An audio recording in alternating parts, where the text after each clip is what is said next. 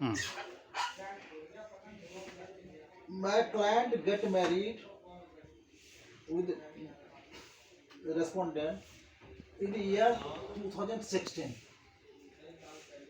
In 2021, there is one issue in this wedlock, and out of sudden they abandon me and my child. Who is respondent? Who is petitioner number 2? महोदय न्यायाधीश, मैं court के काम में रुकावट के लिए खेद प्रकट करता हूँ। ये कौन सी भाषा में बोला जा रहा है? हमें तो कुछ समझ नहीं आ रहा है कि क्या बोला जा रहा है। My client wants that the entire मुझे तो लगता proceeding be है in जो Hindi. बोल रहे हैं वो गलत बोल रहे हैं। इनसे आदेश है, इनको आदेश दीजिए कि ये हमारी राष्ट्र भाषा हिंदी में बोले ताकि मैं समझ सकूं। ठीक है, सुन लिया बोलिए, हिंदी में बोलिए। न्यायाधीश महोदय, हमारा अर्ज ये है कि मैं एक अबला स्त्री हूँ और मेरे एक बच्ची है जो कि 2018 में ये जो है ना वैवाहिक संबंध से उत्पन्न हुआ। वो अभी 2nd क्लास में पढ़ रही है और ज्ञान जो मेरे मौकिल के तो कोई कमाई नहीं, कमाई तो ये कमा रहे हैं। इनकी तो 2 जगह पे एक नौकरी करते हैं और साथ में घर भी है। मेरे पास तो कोई नहीं, मेरे मौकिल के पास कुछ नौकरी कोई नहीं है। फैक्ट्स बता दो पहले। हाँ, जो मैं जो है मैं पहले शादी से पहले एक एनजीओ में काम क्या कर जो है मेरी क्लाइंट क्या करती थी, लेकिन शादी के बाद जब ये बच्चे छोटा बच्चा होने के बाद ये जब लड़की जन्म लेती है तो उसके बाद जो है इसके भरण पोषण में, देख रेख में, जो केयरिंग में जो है सो मैं नौकरी मेरे को छोड़ना पड़ा और मैं उसी स्थिति में नहीं हूँ कि घर भी देखूं नौकरी भी करूं। आज की स्थिति, वस्तु स्थिति ये है कि मैं इंटायरली इनके ऊपर निर्भर करता हूँ। जो रेस्पोंडेंट हैं उनके ऊपर निर्भर करता हूँ। लेकिन 2021 के बाद, मार्च 2021 के बाद इन्होंने ना तो एक फोन किया, कोई टेलीफोनिक कन्वर्सेशन संवाद होता है, और छोड़ के चले गए। उसके बाद से आज तक मैं सारा फीस जो है किसी तरीके से रिश्तेदार से ले करके मैं स्कूल का पे किया और अब ये रिश्तेदार भी मुंह हो रहा। ये पिटीशन, ये जो प्रार्थना पत्र है, ये जो है इनको जो है प्रार्थना पत्र जब तक ये पूरा डिसाइड होता है तब तक के लिए जो है सो आप इंटरिम जो है इसको अलाउ कर दें।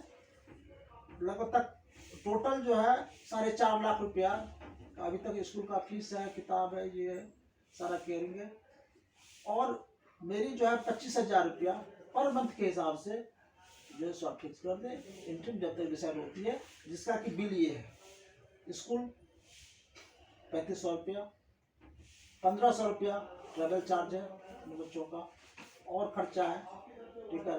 टोटल मेरा खर्चा, मैं घर में, मेरी क्लाइंट जो है सो किराए के घर में रह रही है जिसका कि 12,000 रुपया पर मंथ किराया है। तो 25,000 रुपया एटलीस्ट ये तो बिल्कुल सेटल्ड है। 25,000 रुपया से कम में तो कुछ होना ही नहीं है। और इनकी इनकम जो है, जहाँ तक इनकी इनकम, ये जो है मल्टीनेशनल कंपनी है, उसमें 65,000 से अधिक इनकी तनख्वाह है। यदि स्टैंडर्ड को भी देखा जाए तो डिडक्शन घटा करके 25,000 तो बनता ही है। यदि इनका ये कहना है जो कि नहीं है तो ये स्टेटमेंट इनसे रिकॉर्ड करवा ले, जो 65,000 रुपया इनको मिल ड्रॉ हो रहा है कि नहीं आज की तारीख में। यदि नहीं हो रहा तो ठीक है, डिसाइड नहीं किया। मेरे हुजूर, मेरे जवाब दावा आप देखेंगे जरा। इसमें संलग्न क और ख में मैंने 2 प्रतिपत्र में दे रखा हूँ कि एक तो इनकी जो कमाई है ये नौकरी में, ये मल्टीनेशनल कंपनी में भी एक इंजीनियर के बतौर काम करते हैं। रही बात बच्चों की, मैंने इनके खिलाफ में ये तो बोला कि जी मेरे साथ रहे। शादी का मेन पर्पस क्या होता है? शादी का मेन मकसद ये रहता है कि एक मियाँ बीवी दोनों मिलकर रहें। ये तो जी अपने आप में चले गए घर। मैंने इसलिए उनको ये दावा डाला कि जी ये रेस्टिट्यूशन ऑफ कंजुगल राइट्स जिसको कहते हैं कि वापस घर हमारे यहाँ पे आ जाएं। ये वो करने के जगह अभी अपनी मेंटेनेंस मांग रहे हैं और साथ में इनकी कमाई है। मेरी नौकरी के ऊपर बात करें, इनकी यही ये के वजह से आज मेरी नौकरी भी छूट गई। मैं तो जाऊं और कहां से पैसे लेके आऊं? और ये जो मांग रहे हैं स्कूल की बच्चों की, ये तो ये अपने खुद स्वयं इनकी अपनी बैंक स्टेटमेंट भी मैंने इनका लगा रखा हूं। इनकी लाखों रुपए की कमाई है, हर महीने की इनकी आता है।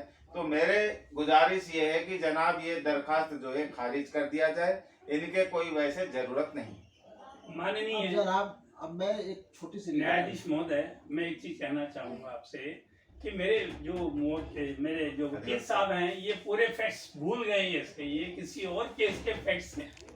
तो मैं आपसे अपने पूरे फैक्ट्स क्लियर करता हूँ। पहली बात तो जनाब मेरा इनका कोई शारीरिक संबंध बना ही नहीं।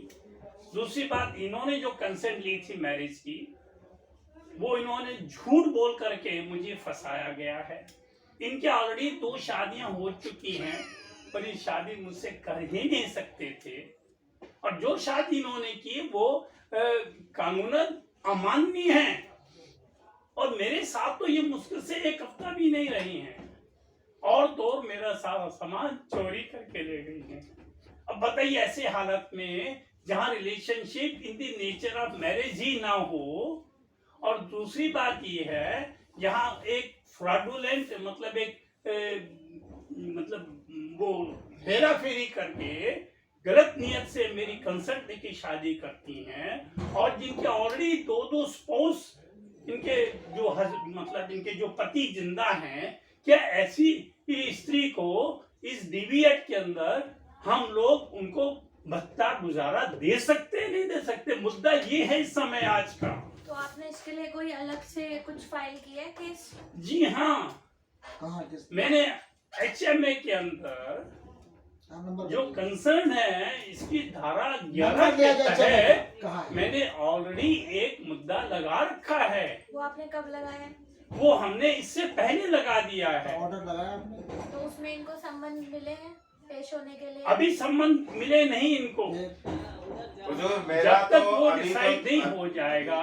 क्योंकि ये जो मेरे मौकिल जो अभी कह रहे हैं, ये थोड़ा भावनात्मक रूप में अभी सारी बातें बता रहे, मगर मोहन जो मुद्दा है यहाँ पर है कि 125 के तहत या जो मेंटेनेंस की मांग कर रहे हैं, उसमें मेंटेनेंस की इनके पास कोई ऐसी आधार है हमें इनको देना चाहिए या नहीं देना चाहिए। तो यही तो मुद्दा ये अब है। ये मुद्दे की बात आ गई। क्या ये इसमें सबसे बड़ी बात ये है कि बच्चा तो दोनों का है ना। नहीं, अगर हम आपकी वाइफ की मेंटेनेंस नहीं मानते तो बच्चे की मेंटेनेंस तो हमें बांधनी पड़ेगी। बच्चे की मैं तभी आप देंगे जबकि ये प्रूव कर देंगे बच्चा मेरा है। सर वो तो आप कह रहे हैं ना कि बच्चा आपका नहीं है, तो आप तो ये तो भी ये कह रहे हैं कि बच्चा मेरा है। इनके पास क्या प्रूफ है कि बच्चा मेरा है? मैं बर्थ तो कह रहा हूँ सर्टिफिकेट कि- उन्होंने तो अपना जन्म शादी का प्रमाण पत्र है। कार्ड नहीं ना, इसके लिए मैं तैयार हूँ। जन्म प्रमाण मेरा पत्र टेस्ट है। करा लिया, बच्चे का टेस्ट करा लिया। अगर बच्चा मेरा साबित होगा उसके बाद हम इस बात को देंगे। बर्थ सर्टिफिकेट या कुछ भी जाके नाम लिखवा लेंगे ना। बर्थ सर्टिफिकेट है। अब और ये यदि कार्य है तो MCD ऑफिस से जब ये बर्थ सर्टिफिकेट इशू किया गया था उस पे इनका साइन है कि नहीं, इनको दिखवा इनकी स्टेटमेंट को रिकॉर्ड करवाया गया। जनाब इस सारी चीजों को कागज को देखकर जनाब इनको निर्णय कर ले। और विषय कुछ मुद्दा नहीं है ये इनको, क्योंकि ये जो बहस कर रहे हैं ये निराधार है। और इनके वो मैं कह रहा हूँ ये बच्चा जो है इनका बच्चा है। यदि नहीं होगा तो मैं जो भी मेंटेनेंस मिलेगा मेरी स्टेटमेंट रिकॉर्ड किया जाए।